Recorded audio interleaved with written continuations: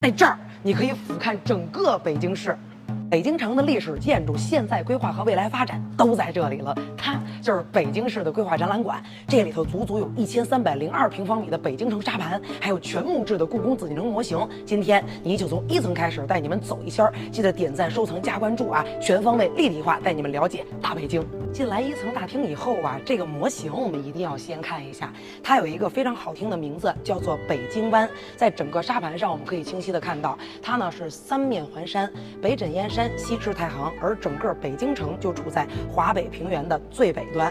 那同时来讲呢，自古以来呢都是兵家必争之地，它是辽金的中都，元朝的大都，也是明清24代帝王曾经居住、工作、生活过的龙兴之地。现在呢，它是中华人民共和国的首都。那北京到底有多大呢？跟着我的镜头，最早啊，在明清2朝的时候啊，它只有中间划线的这个位置这么大，也就是北京2环1里。但是随着逐渐的增大，现在的面积呢是16808平方公里，记住了呀。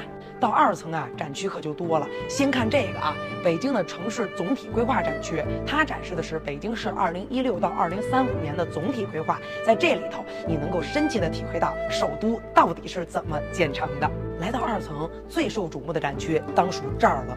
北京的城市中轴线也叫本初子午线，可比英国伦敦泰晤士河畔的格林尼治的本初子午线早了400多年。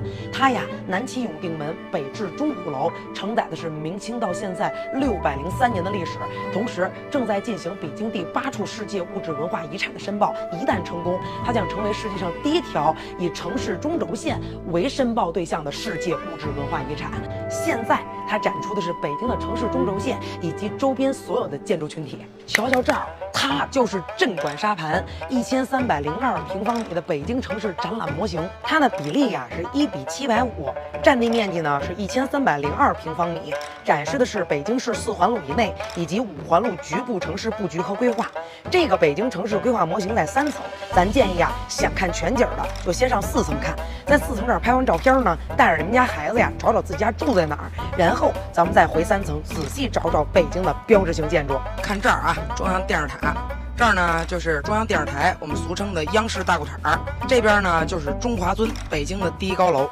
鸟巢、水立方、紫禁城、故宫啊，买什么门票啊？不都跟这儿呢吗？你要写北京啊，就不能只写北京。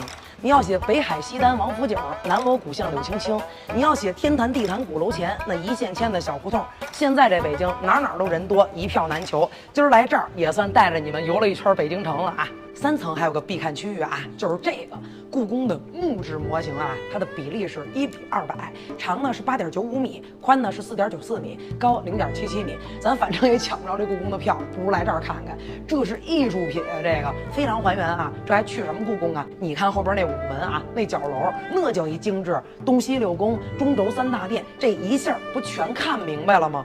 看不明白，点赞、收藏、加关注，评论区告诉我，下期给你们出一个完整的故宫讲解。哎，对了啊，这个展览馆还有个隐藏展览，就是2层到4层墙上的这些青铜浮雕。北京老城1949，它的比例啊是1:1000，高10米，宽9.6米，重达10吨呢，真实再现了北京老城1949年时候的城貌特征。看展览的时候啊，可千万别忘了看它一眼。北京城市规划展览馆向我们展示了北京悠久的历史和首都城市规划建设，同时呢，记录了北京城市规划的伟大成就。希望宝子们呢有机会都能来这儿打个卡，更加深入的了解北京，了解我们的大首都。咱们下期见啦！